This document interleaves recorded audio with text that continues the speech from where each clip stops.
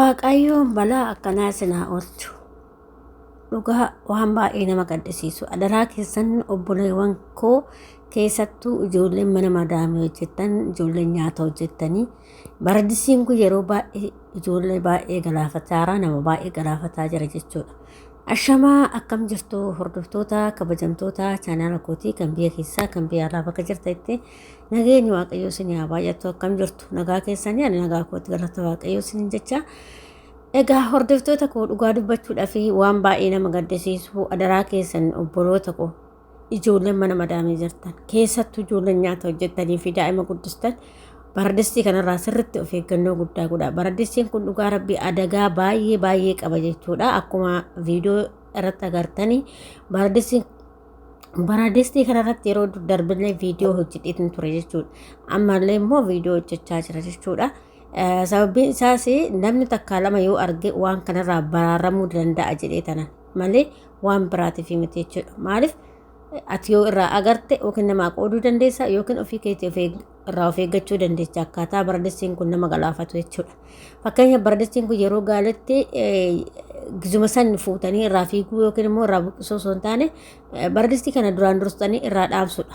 Wanti isa eeggamu daddaftanii irraa dhaamsuu qabdu jechuudha. Osoo isarraa hin buqqisin osoo isarraa waa hin godhin daftee irraa buqqisuu qabda malee jaladhaan irraa osoo hin buqqisin daftee jala dhaamsuu qabda jechuudha. Jala dhaamsitee biraa ba'uudha jechuudha. Siinii galee akkuma fe'illee ta'u jala dhaamsitee odoo biraa deemte aganan ta'u jechuudha. Maaliif qannasaatuma deema wanti sun irraa qannasaatuma deema jechuudha. Garuu gaafa ati immoo dhadheetu ittuu ati asii ol fuutee walii gadi fiiddu hin fanadda'aa jechuudha. Siinii galee hin fanadda'aa jechuudha. Amma fakkeenyaaf akkuma waan obboleetti keenya kana waan ishii godhaa argartanii ishiin irraa buqqistee gara inni akka malee taana fiigichaan iddoo irraa buqqisaartuu fiigichaan immoo gara biraatti goote jechuudha. Lafa biraa yoo gootu immoo achiin immoo itti fanadda'ee lafaan dhahee jechuudha. Agarte daffaan hagam akka nama miidhu immoo miidhamaatu beeka yookiin nama argatu beeka jechuudha. Ibidda ganama gubuu jechuudha.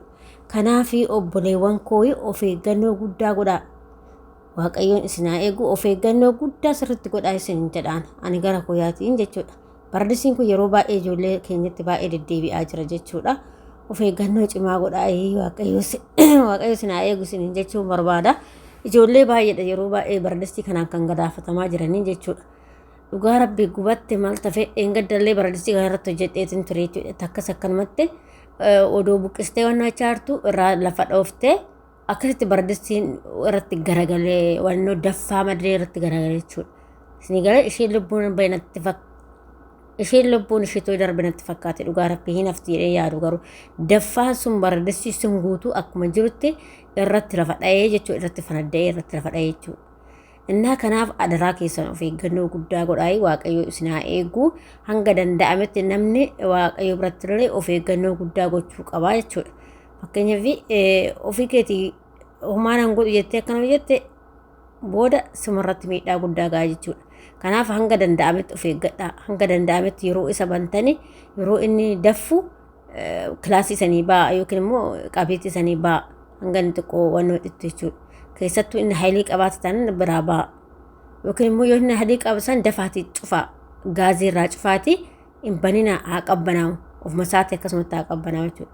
Ijoolleen keenya akkuma baradistii kaanii seetanii raa'ataniiti yeroo tokko jechuudha ijoolleen hin beekne ushuma jettanii bantan. Akkasitti banamuu hin qabu. Akkasitti hin banamu. Ushettaniituma hin baninaa.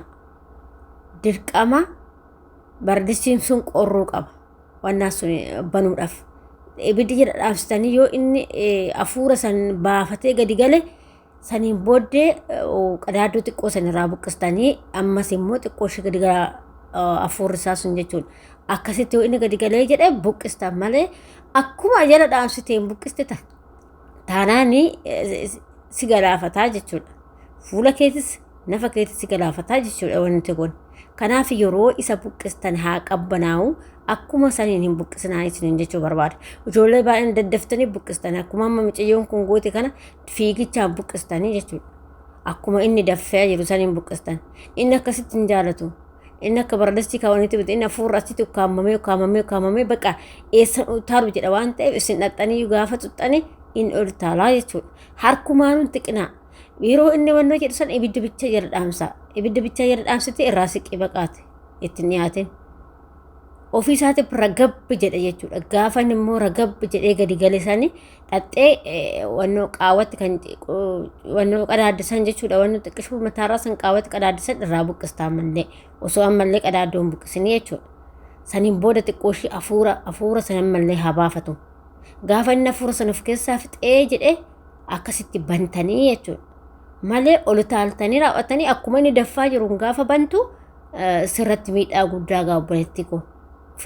Of eeggachaa godha dhugaa rabbii ijoolleen keenya sirriitti of eeggachaa godha kuni dhugaa rabbii lubbuu namaatti irratti lubbuu keessan irratti faradaa jirtanii jechuudha warra of hin eegganne jechuudha. Innaa keessaa immoo baradessi moofaa kanneen akkanaa kanarratti hin hojjetina. Moofaan kun keessattuu wali taala wannoon isaa gallakkisallee biliyooniin isaa yoo moofa'ee jedhe gallakkisaa jechuudha. Kanaaf moofaa irratti hin hojjetinaa saniin jechuu barbaada. Addisiisanii wayya malee moofaan hin ganafala ofii isaatiif jechuudha. Biliyoonni sun irraa ol ka'a jechuudha. Afuurri isaa wannoo ta'ee jedhee moofa'ee dandaa'ee fa'aa jennaan irraa ol ka'a jechuudha.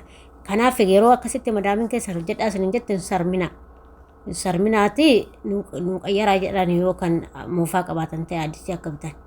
Akkas godha innillee baay'ee nama galaafata moofaa sun baay'ee gaarii miti jechuudha. Wannan baradessi moofaa sun baay'ee gaarii miti. Kanaaf adaraa keessaa hundumaafuu isin of eeggannoo godhaa gara hundattuu addisiis ta'ee moofas ta'e of eeggannoo waan amma isiniin jedhe kan akkaataa amma isiniin jedhe kanatti fayyadamaa isiniin jedha.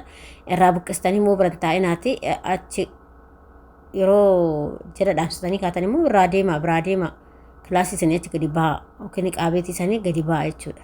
Alasoota irraa siqi. Kilaasisoota immoo irraa gaanoo yoo qaabeetii isaa jaraa gadi ba'ii jechuudha. Isinii galee kanaaf of eeggannoo godhaa waan kana sirriitti of eeggannoo godhaa isiniin jedha hordoftoota kiyya. Isa kana dhaabbarnuun narraa'ee ijoollee baay'eedha kan galaafachaa jiru. Fuula isaanii, luka isaanii, harka isaanii, nafa isaanii kan guggubaa jiru baay'eedha jechuudha. Baluma baradestii kanatti jechuudha. Innaa akkas isiniin jedha hordoftoota kiyya. Akkasuma warri mana kanaaf haarawaa taatan sabskraabii gochuudhaan jajjabeessaa nagaa ta'aa fayyaa ta'aa waaqayyo sinaa eegu.